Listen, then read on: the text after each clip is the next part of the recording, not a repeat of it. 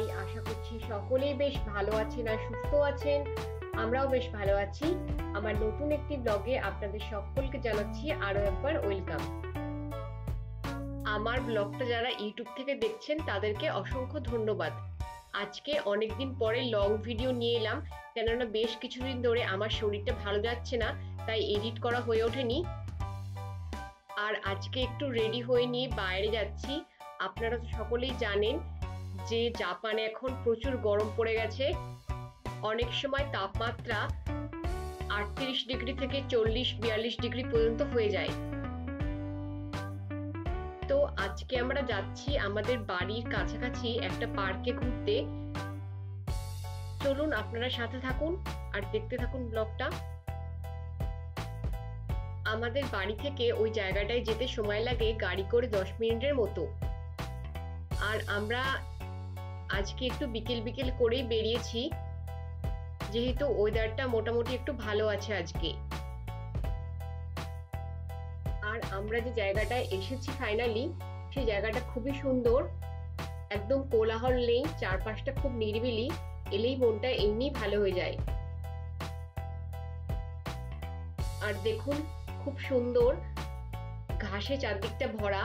আর জাপানের যে পার্কে যান না কেন, বিকেল বেলায় এলে একটা জিনিস চোখে খুব পড়ে, সেটা হলো এখানকার মানুষজন তাদের পোষ্যকে নিয়ে বিকেল বেলা রাস্তায় হাঁটতে বেরোয়। তো পার্কে ঘুরতে এলে বা রাস্তায় বেরোলে এটা দেখা যায়, যেটা বেশ আমার ভালো লাগে।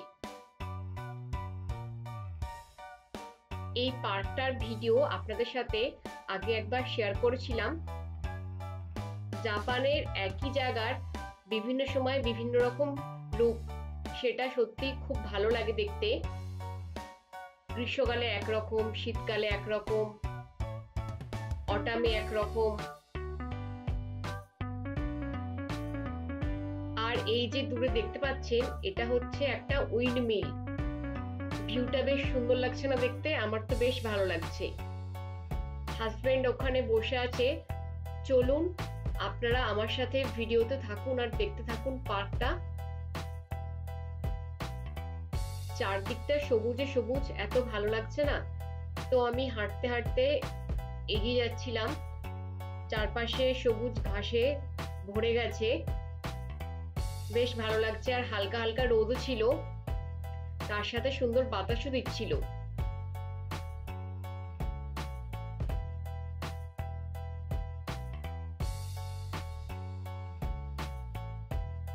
আজকে পার্কটার বিশেষ আকর্ষণ হলো পার্কটাতে পদ্ম ফুল লাগানো আছে অনেক প্রজাতির।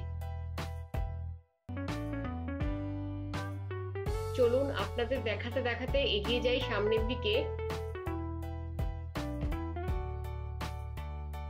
অনেক পদ্ম ফুলের গাছ লাগানো ছিল, আর খুব সুন্দর সুন্দর কালারিং পদ্ম ফুলগুলো দেখতে বেশ লাগছিল।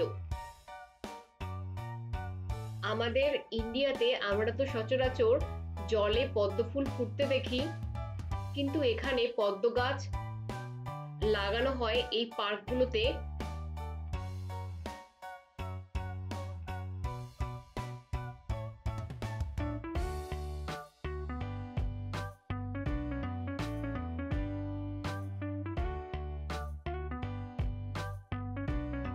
যত বাতাস দিচ্ছিল, বাতাসের সাথে সাথে পদ্ম গাছগুলো দুলছিল, আর দেখতে এতই যে ভালো লাগছিল। সত্যি কি সুন্দর। এখানে বিভিন্ন প্রজাতির পদ্ম লাগানো ছিল, কিন্তু আমার কাছে সব পদ্মই একই রকম লাগছিল।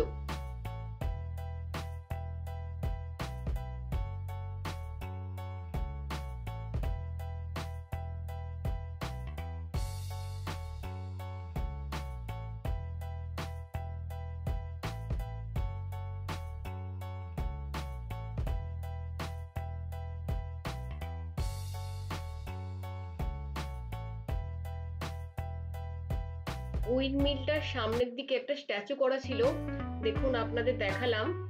তারপরে আমি হেঁটে হেঁটে একটু উইন্ড মিলের দিকে এগিয়ে যাচ্ছি, কেননা চারপাশে অনেক সুন্দর সুন্দর গোলাপি কালারের ফুল লাগানো ছিল, আর তার সাথে গাঁদা ফুলও লাগানো ছিল।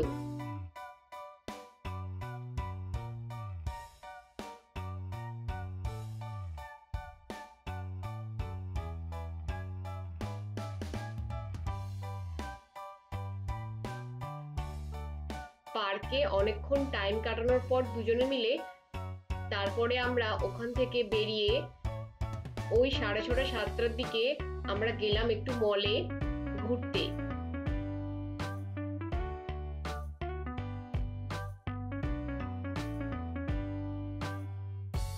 প্রথমেই মলে ঢুকে আমরা চলে গেছিলাম ফুড কোর্টের দিকে, কেননা সেই দুপুরবেলা খেয়েছিলাম, তারপরে আর বিকেলে কিছু খাওয়া হয়নি, তাই রাতের ডিনারটা সারতে গেছিলাম আমরা। আর আমার তো এখন জাপানিজ খাবার খেতে খুব ভালো লাগে, ইন্ডিয়ান খাবার অতটা ভালো লাগে না। কিছু খেতে ইচ্ছা হয়, আমি ইন্ডিয়ান রেস্টুরেন্টে আর যাই না, ওই জাপানিজ খাবারই খাই।